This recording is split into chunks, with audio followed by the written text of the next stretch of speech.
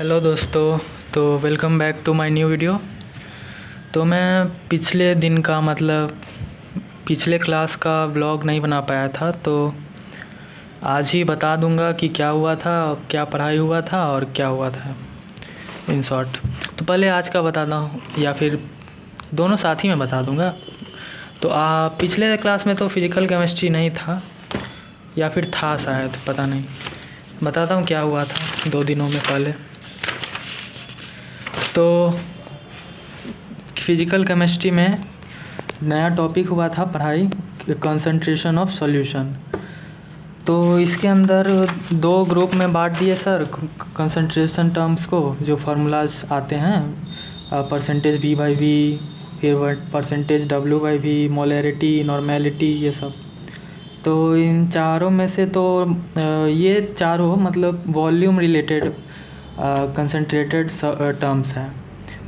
तो नॉर्मेलिटी ये हम लोग को रेडॉक्स जो रिएक्शन अगला चैप्टर है उसके अंदर पढ़ाई होगा।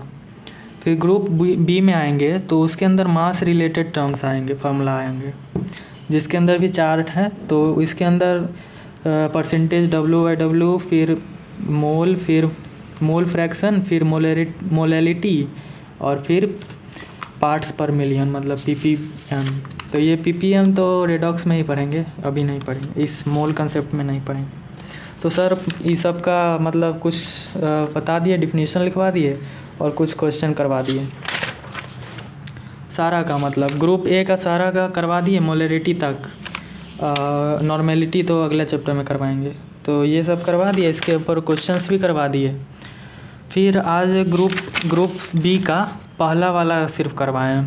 ग्रुप बी में जो पहला था percentage W/W, weight by weight, तो इसका डिफिनीशन लिखवा दिए, फिर इसका कुछ क्वेश्चन करवा दिए।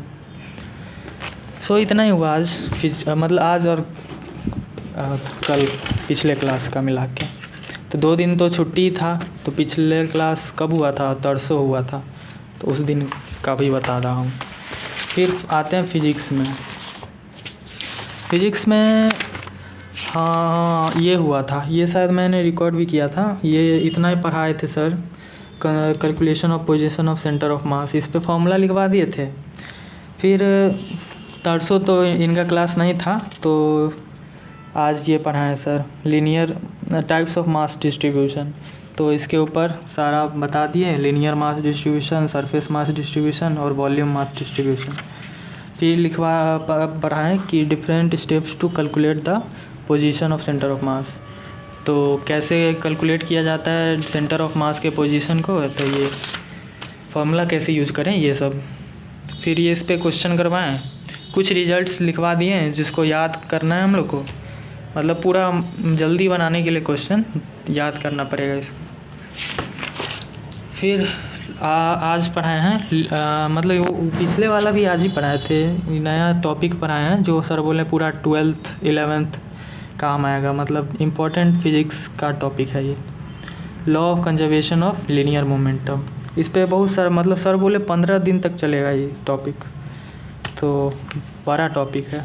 तो आज इसका एप्लीकेशन फर्स्ट करवाए हैं। एक्सप्लोजन वाले क्वेश्चन कैसे किया जाए वो पढ़ाएं।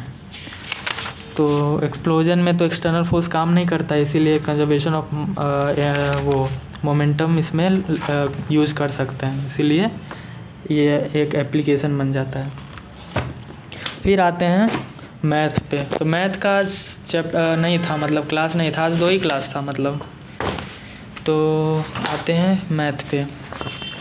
मैथ में क्या बताऊँ, मैथ में ट्रिग्नोमेट्रिक रेशियोज वो क्या इक्वेशन चल रहे थे, तो ज़्यादा कुछ करवाए नहीं। साइमल्टेनियस इक्वेशन प्रोफाइल 6 पढ़ाए थे सर। तो आज तो इनका क्लास नहीं था, तो तरसों का बता रहा हूँ मैं। सिंगल वेरिएबल, तो इस पर कुछ क्वेश्चन करवा दिए, फिर होमवर्क दे दिए। होमवर्क कुछ दिए थे, वो डिस्कशन कल होगा क्योंकि कल उनका क्लास है।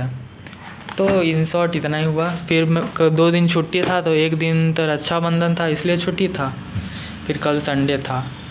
तो रक्षाबंधन में कुछ मैं होमवर्क कर लिया, और फिर कल मैं पूरा मैथ का जो चैप्टर है सीक्वेंस एंड सीरीज प्रोग्रेशन, ये सब इसका सारा PYQ किया ऐप से, फिर इसका मॉड्यूल लगाया और DPP 2 ठो बचा हुआ है, नहीं तो सारा कर लिया मैंने। सो इतना ही किया आज हुआ, मतलब यही।